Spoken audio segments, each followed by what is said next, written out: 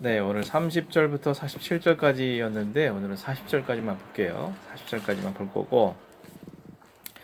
자, 먼저 30절.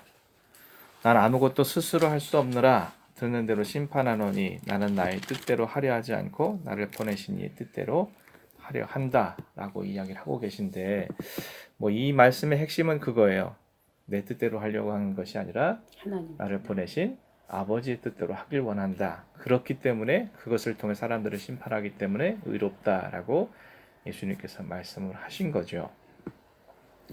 자, 예수님의 생애를 보면요, 전체적으로 무엇이 드러나냐 하면 예수님께서 아버지의 뜻을 이루기 위해서 이 땅에 오셨고 그것을 완벽하게 이루신 분이시다라고 우리는 말씀을 통해서 확인할 수 있죠. 예수님께서 새벽 민명마다 기도하셨어요. 예수님이 굳이 새벽 기도하실 필요가 있을까요? 밤늦게까지 사역하시고 또 사람들한테 이리 치이고 저리 치이고 편안하게도 못 계시고, 저 같으면은 정말 그 전날 늦게까지 부흥회 했다면 그 다음날은 좀 푹 쉬고 싶지 않을까요? 그런데 예수님은 습관처럼 새벽 미명에 나가셔서 기도하셨다. 왜 기도했을까요? 끊임없이 아버지의 뜻대로 살기 위해서, 아버지 뜻을 이루기 위해서. 혹여라도 사람들이 막 예수님께 열광을 하고 막 사람들이 막 떠받들고 그런 게 도취될 수 있잖아요. 얼마든지. 예수님도 사람으로 태어나셨고 사람으로 살아가고 계시기 때문에 얼마든지 그럴 수 있죠. 그런데 새벽 기도를 하시면서 하나님께 기도를 하는 거죠. 하나님, 내 뜻대로 오늘도 살지 않기 원하고 하나님 뜻대로 살기를 원합니다. 그런 기도가 있었던 거예요. 자, 우리도 새벽 기도해야죠. 하루를 시작하면서 기도할 수 있어야 돼요. 어떻게? 하나님, 오늘도 내 뜻대로 살기 원치 않고 하나님 뜻대로 살기 원합니다. 라는 그런 믿음의 고백이 있어야겠다. 결정체가 뭡니까? 겟세마네 기도죠. 겟세마네 기도를 예수님께서 하실 때 결정은 뭐였어요? 나의 원대로 마옵시고 아버지의 원대로 하옵소서 라고 말씀을 하신 거죠. 예수님 돌아가실 때 뭐라고 하시면서 돌아가셨어요? 다 이루었다. 자, 여러분들은 죽는 순간에 예수님처럼 말씀할 수 있어요? 다 이루었다. 내가 아버지의 뜻대로 살았다. 내가 아버지의 뜻을 이루었다. 라고 말하면서 죽음을 맞이할 수 있을까요? 사람은 그 사람의 죽음을 모습을 보면요, 그 사람의 일생이 어떤 결정체 같아요. 이 사람이 어떤 삶을 살았는지, 이 사람이 어떤 생애를 살았는지를 그 죽음의 모습을 통해서 가늠할 수 있는 거죠. 그러면 우리가 주님과 같이 다 이루었다, 내가 아버지의 뜻을 이루었다라는 고백을 하기 위해서는 매 순간마다 아버지 내 원대로 마옵시고 아버지 원대로 하옵소서. 쉬운 일은 아니에요. 예수님만 하신 것처럼 정말 땀에 피가 배일 정도로 참 고통스러울 수 있어요. 그럼에도 불구하고 마지막 기도는 아버지 원대로 하옵소서라는 것이 되어야 한다. 그럴 때에만 우리는 비로소 우리를 이 땅에 하나님의 자녀로 세워주신 은혜를 받은 자로서의 사명을 바르게 감당하는 거다라는 것을 우리는 볼 수 있는 거죠. 자, 여러분들도 매 순간마다 그러실 수 있어야 돼요. 하나님, 이게 아버지 뜻입니까? 내 뜻입니까? 라는 걸 분별할 수 있는 능력이 필요하고, 그리고 과감하게 아버지 뜻이라는 확신이 있고, 비록 이것을 통해서 내가 불이익당한다 할지라도 용기 있게 그것을 맞설 수 있는 그런 믿음을 갖기 위해 우리가 지금 이 순간에도 말씀을 공부하는 거겠죠? 아멘. 자, 31절 보니까 내가 나를 위하여 증언하면 내 증언이 참되지 않다. 무슨 말이에요? 나 심판자야. 아무리 얘기해도 의미가 있어요? 그거는 우리 주변에서 보잖아요. 나만이 우리나라 대통령 될 수 있습니다. 내가 우리나라 국민들을 대표할 수 있는 국회의원입니다. 내 스스로 아무리 얘기해도 그게 어떻게 참된 그런 증거가 될 수 있나요? 그렇지 않죠.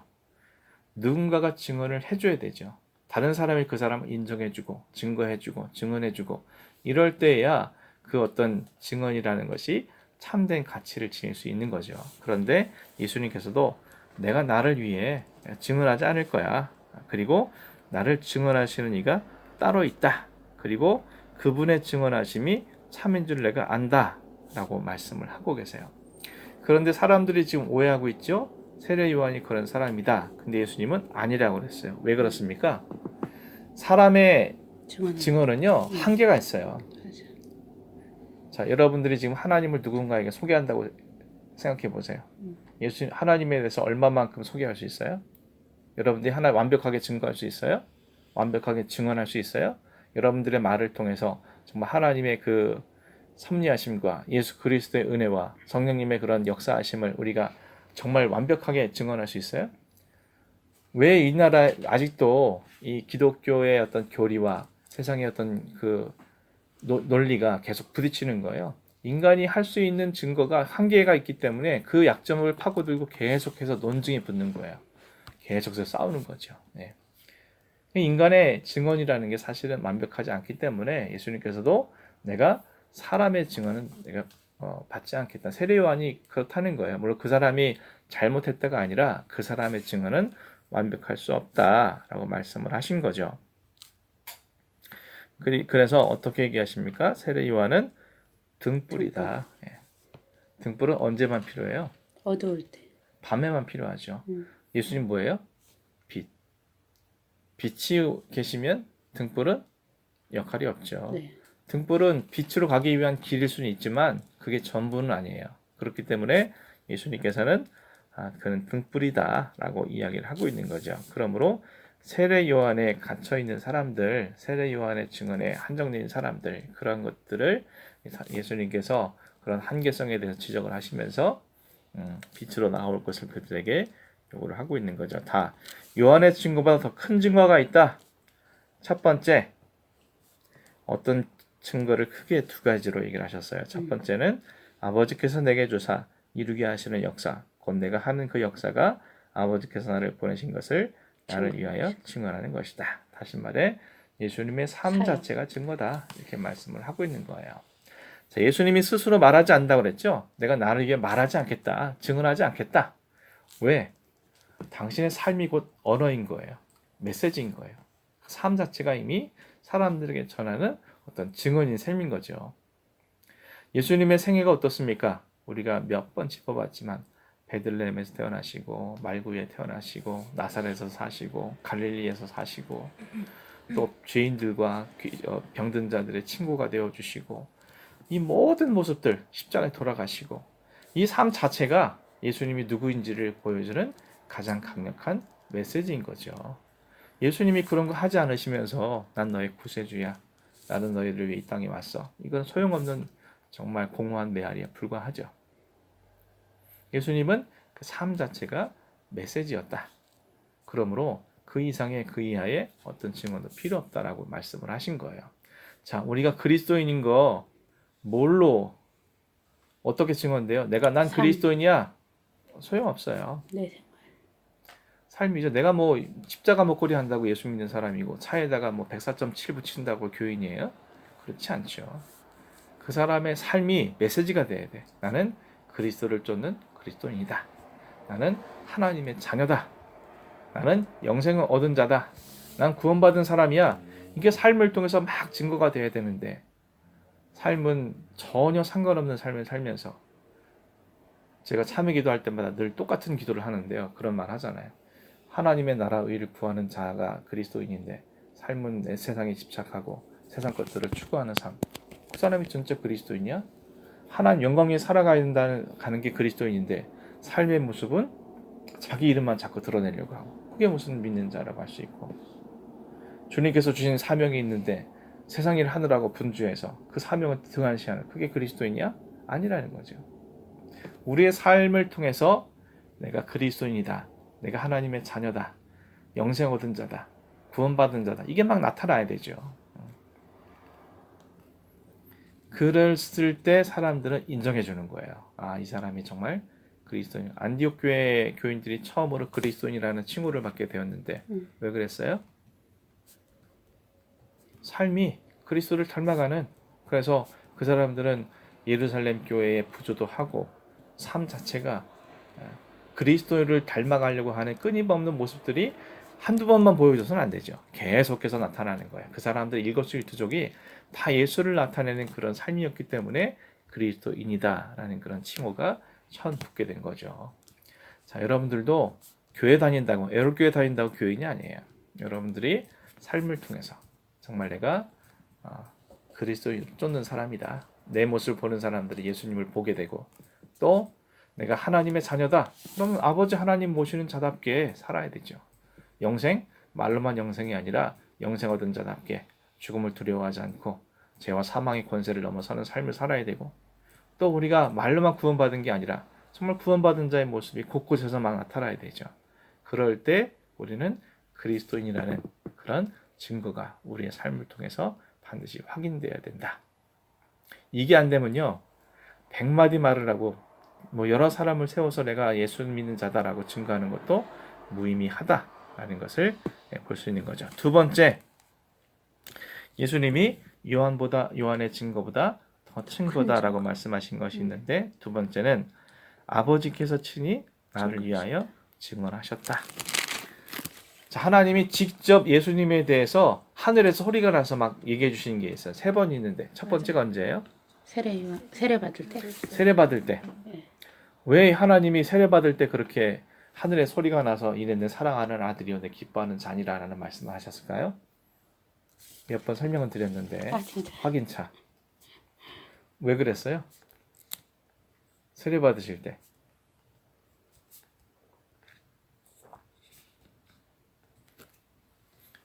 전혀 깜깜. 세례 받을 때 어떻게 해야 돼? 예수님이 하나님이신데 세례 받으려면 세례 요한한테 무릎 꿇고. 무릎 꿇어야 돼요. 네. 지금 자기에게 세례 주는 사람이 예수님보다 높은 분이에요? 아니요.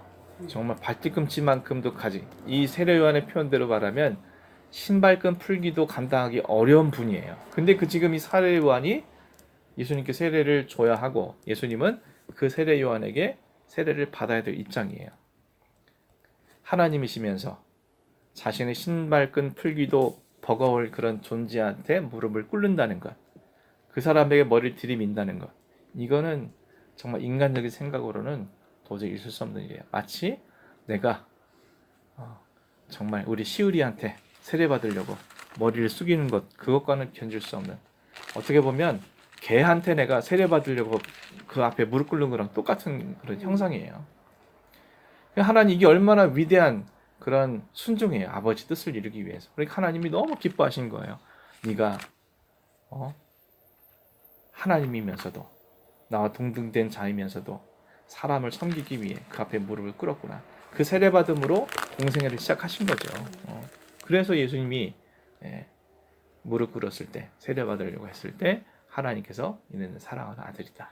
기뻐하는 자다라고 대대적으로 선언을 해주신 거죠. 두 번째는 언제였을까요? 겟세마네 동산에서 기도할 때인가? 아니요. 그럼 언제지? 그때도 말씀하셨잖아요. 그죠? 아니요. 언제지? 겟세마네 동산 말씀 안 하셨는데. 예수님께 산은 산이에요. 나타난 거. 예수님께 나타난 때 언제였을까요? 생각이 안 나네. 변화산에서였어요. 변화산. 아, 변화산에서 그니까. 네. 그게 저는 그게 그건 줄 알았는데 아니었구나. 변화산하고 겟세마네하고는 한참 좀 차이가 있어요. 둘 다 기도할 때는 맞죠? 기도하러 가신 때 아니에요? 저기 누가 보면서 새 베드로가 데리고 보면서 올라갔죠. 새 데리고 올라갔는데 거기서 변모하셨죠. 맞아요. 하얗게 그리고 되면서. 모세와 엘리야와 대화를 나누셨죠. 자, 그 환상이 끝난 뒤에 제자들이 뭐라 그랬어요? 초막셋을 거기다 초막셋을 짓겠다. 짓겠다. 네. 다시 말해서 우린 여기 있겠다. 여기가 좋다. 이곳을 떠나지 않겠다. 예수님 뭐라고 말씀하시냐면 가자. 내려가자. 자, 예수님이 지금 내려가신 곳은 어떤 곳이에요? 죄가 있는 곳, 질병이 있는 곳, 고통이 있는 곳, 십자가가 있는 곳. 정말 이곳에서 변화산에서 정말 세 사람이 초막셋을 짓고 이곳에 있고 싶어요. 황홀한 가운데 그렇게 고백하는 이 자리에 있으면 참 좋을 것 같은데 예수님은 다시 세상으로 다시 죄가 있고 질병이 있고 고통이 있고 죽음이 있고 십자가가 있는 그곳을 향해서 다시 나아가신 거죠. 이 변모는요 예수님이 하신 게 아니라 하나님이 아름답게 바꿔주신 거잖아요. 그런데 그 자리에 머물려고 하신 것이 아니라 다시 세상 속으로 나아가는 그런 예수님을 향해서 하나님께서 말씀하신 거예요. 뭐라고 말씀하셨어요? 똑같이. 내 사랑하는 아들, 내 기뻐하는 자. 택함 받은 자니 너희는 그의 말을 들으라. 예, 직접 하나님께서 말씀해 주셨잖아요. 세 번째 언제였을까요?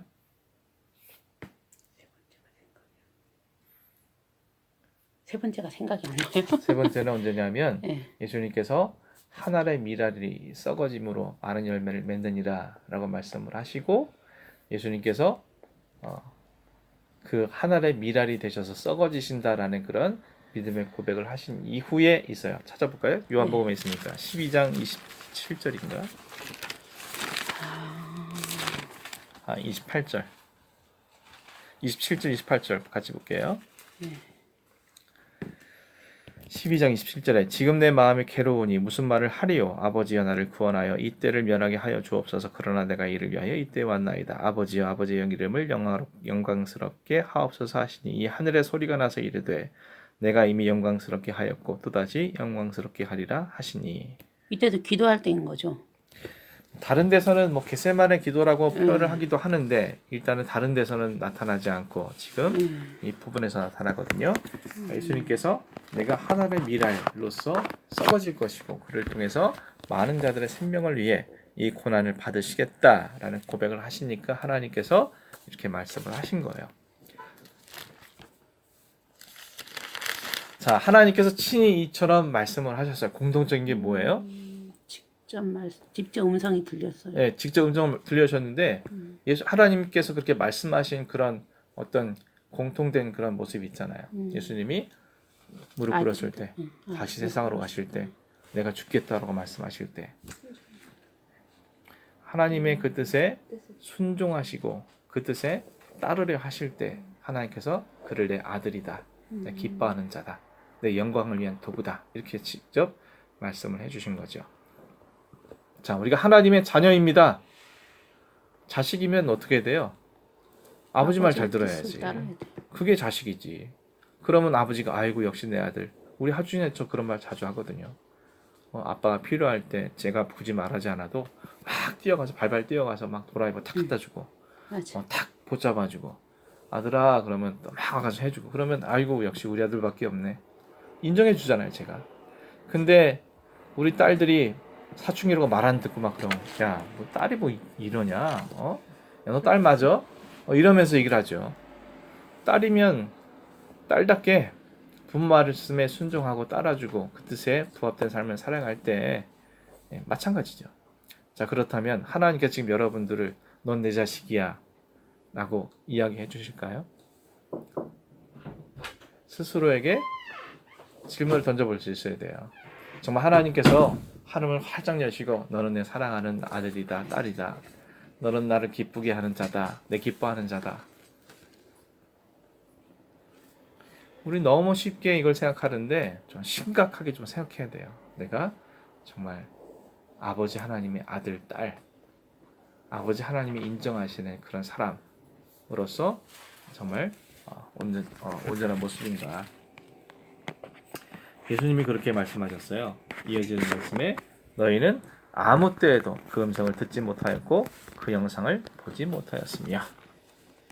듣지 못하고 보지 못하니 어떻게 아버지 뜻에 순종하겠어요. 잘 듣고 잘 봐야 돼요.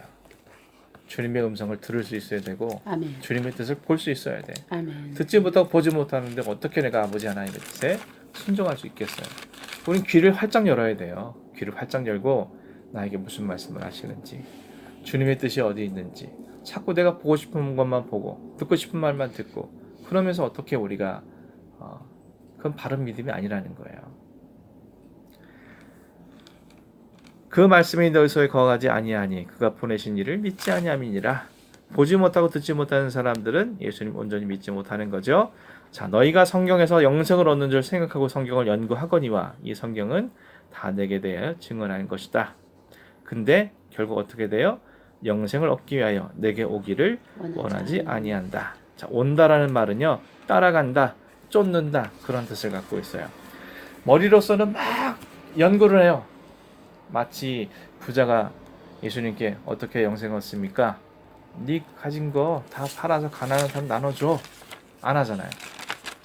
어떻게 하면 영생 얻습니까? 율법 교사가 물어보잖아요. 하나님을 사랑, 이웃 사랑해. 근데 누가 내 예수예요? 아무도 날 사랑하는 것 같지 않아요? 그렇게 말하잖아요. 예수님이 우리에게 영원한 생명을 줄 거야. 머리로는 알아. 내가 고난당하는 거 잘 감당해야 되는 것도 알고, 내가 힘들고 어려울 때 하나 의지하는 것도 잘 알아. 근데 따라가려고 하잖아요. 십자가를 지고 날마다 나를 따르라고 말씀하셨는데 그걸 하려고 하지 않아요. 그런 사람에게 정말 어떻게 진정한 의미의 영생과 구원이 임할 수 있겠는가? 라는 그런 질문을 던져볼 수 있는 거죠. 특별히 지금 이 말씀은 누구에게 하신 말씀이에요? 유대인들에게 네. 하신 말씀들 중에 이와 같이 그들에게 책망을 하고 계신 거죠. 자, 이들의 모습을 통해서 우리들의 모습이 투영되는 것은 아닌가 심각하게 내 자신에 대해서 깊이 있게 통찰해야 될 필요가 있다 라는 것을 우리는 다시 한번 생각해 볼 수 있죠.